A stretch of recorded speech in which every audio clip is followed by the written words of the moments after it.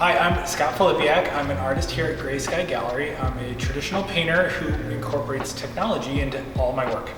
So depending on the series, I actually am doing two different series. One is called the Tool series, which you see behind me, and a second is called the Barcode series, which I've been working on for quite a while now. I'm actually working on piece number 66. I use two different parts of technology into my paintings. One is an actual physical looking barcode that you'd see on the back of a package that you can scan with apps on your smartphone. In the Barcode series, when you scan them using a smart app on your phone, much like the Amazon app has a barcode reader in there, when you scan them, they actually take you to a product.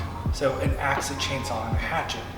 I know, you're thinking, why would nature go to an axe, a chainsaw, and a hatchet? So it's because as humans, we tend to be the worst things for ourselves. So if you were nature, what would be the thing that would be the worst for you?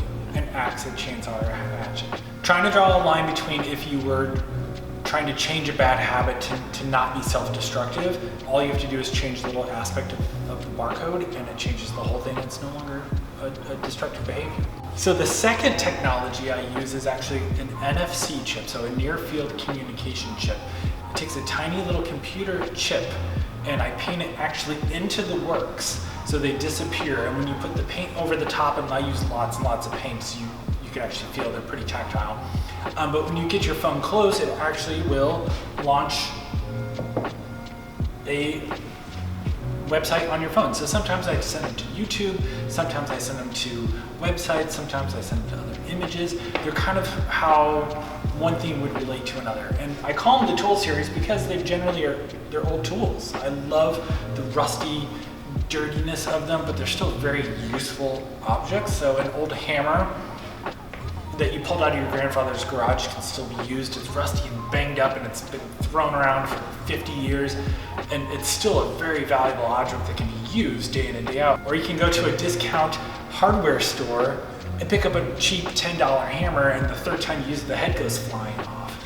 Yeah. So it shows kind of that cross between consumerism but still holding on to what's important from the past. I kind of like the older objects. I try to paint them in a very realist sort of style, so that way they're very identifiable.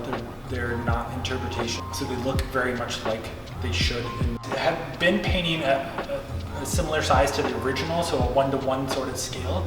And now I'm starting to paint a little bit larger, a little bit bigger pop art sort of scale, a little bit grander. A piece like this could work well over a bed in a kid's room. It could be over a small sofa or up on a mantelpiece.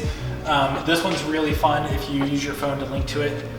I'll tell you a little secret, okay? So if you link to this one, it'll actually launch a Spotify playlist. So yeah, so it has a little bit of that whimsy, but it's still pulling in the technology of today. You used to have to share your playlist with friends on cassette tapes. Now you can share them digitally. Thank you so much for spending some time with me this afternoon and my artwork. We'd love to have you come down to GraySky Gallery and see more of my pieces in person. Make sure you bring your smartphone and check out the technology that I embed in my work. Thanks.